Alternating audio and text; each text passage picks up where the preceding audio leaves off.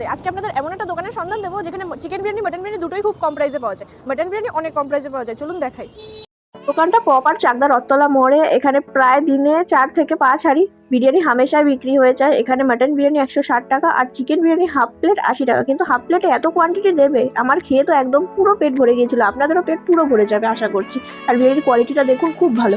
আমার খাওয়া সেরা বিরিয়ানি চাকদায় এই বিরিয়ানিটি। আপনারা আসলে নিশ্চয়ই একবার ট্রাই করে দেখতে পারেন। দোকানের প্রপার লোকেশন আর টাইমিংটা দাদার মুখ থেকেই ভালোভাবে জেনে নিন।